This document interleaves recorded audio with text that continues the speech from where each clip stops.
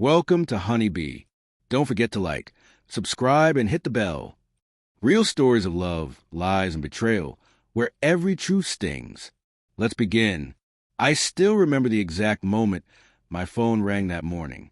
It was a Tuesday, early enough that the city hadn't quite woken up yet. I had just poured myself a coffee and was getting ready for what I thought would be another routine day at the office. Being the CEO of a law firm meant I lived and breathed contracts, negotiations, and late-night phone calls. But that call, that one unexpected call, felt different before I even answered. The name flashing on my screen belonged to our family lawyer, a man who rarely called me directly unless it was urgent. "Jameson," he said, his voice clipped and careful, "we need to talk about some documents your wife signed last week." My chest tightened immediately. Valentina, my wife, wasn't the type to make legal decisions lightly, and if she did, she always consulted me first. We were partners, or at least that's what I believed. "What kind of documents?" I asked, my voice sharp, my free hand tightening around the coffee mug. There was a long pause on the other end of the line. "She's signed away the family name, your name, legally.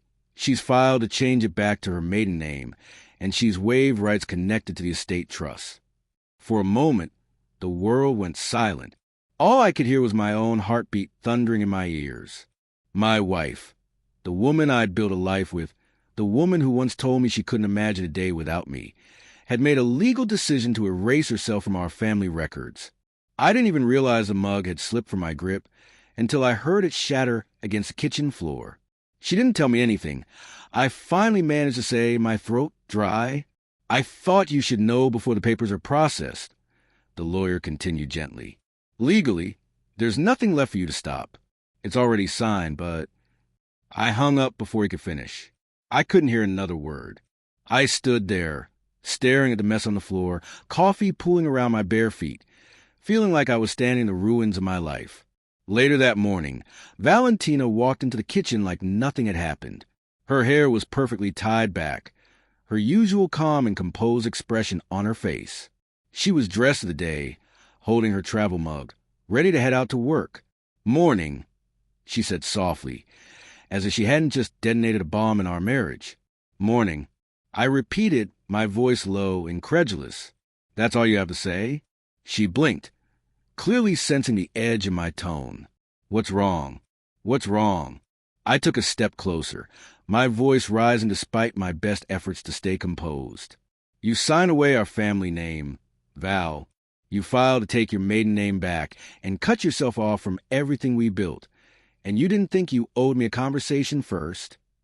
For the first time, her calm mask cracked. She set her travel mug down slowly and folded her arms. "So the lawyer called you," she said flatly. "That's what you're worried about?" That I found out. My heart pounded against my ribs. "Val, this isn't some random decision about where to go for dinner. You made a legal move that changes everything. What am I supposed to think?" Her lips trembled, but she held my gaze. "You were supposed to think about me months ago, Jameson. About us. About how lonely I've been in this house while you spent every waking hour building your empire." I swallowed hard. Her words stung, not because they were completely untrue, but because they came now like a knife twisted when I was already bleeding. "I was doing it for us," I said quietly, "for our future. And I was begging for your present," she whispered back. For a long moment, neither of us spoke. The only sound was the ticking of the clock above the kitchen doorway, loud and relentless. I didn't know what to say, whether to beg her to stay, to fight for what we had left, or to walk away before I broke apart completely. When she finally grabbed her mug and walked toward the door, she didn't look back. The lawyer's call had shattered something between us. But as I stood in the kitchen, surrounded by broken glass and silence, I realized the cracks had been there long before that morning. I didn't go to work that day. I couldn't. Instead, I sat in my home office staring at the blank wall, the morning's conversation replaying in my mind like a broken record. Valentina had been right about one thing. I had been consumed by work. But did that mean she had to go behind my back? Did she have to erase my name, our name, from her life without even telling me? By the time evening rolled around, I heard the familiar sound of her car pulling into the driveway. I stood up, my hands clenched at my sides. This time, we were going to talk, really talk. She stepped inside, looking exhausted.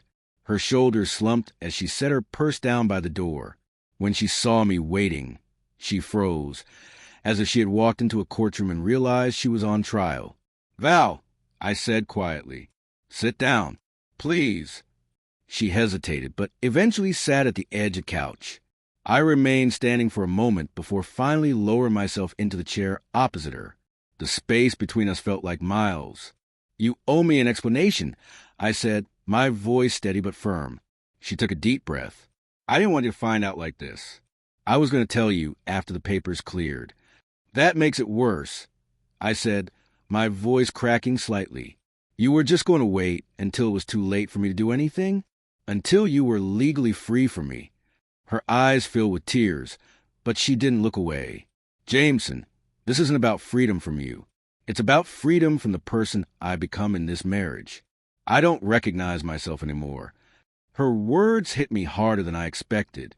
"What does that even mean?"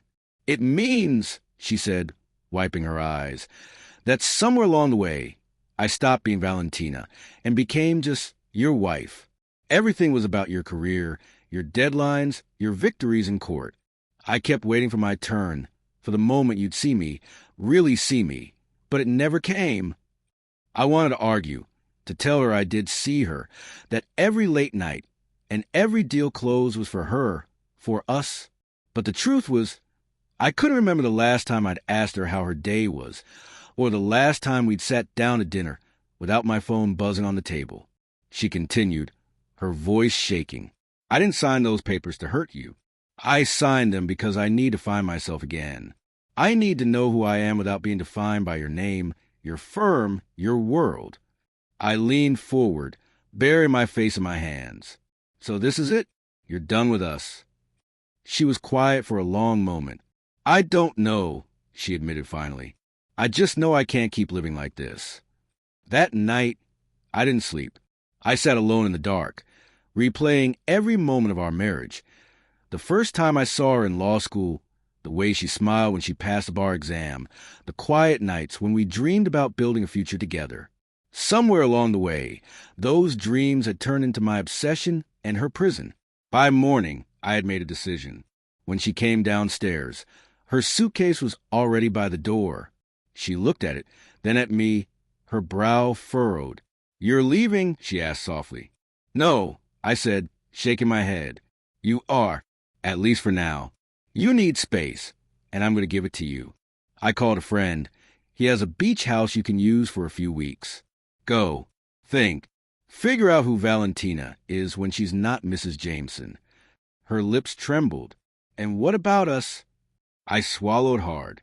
"When you're ready, when you know what you want, come back, if you want to come back." She stared at me for a long time before finally nodding. Tears streamed down her face as she picked up her suitcase. "Thank you," she whispered. The weeks that followed were brutal.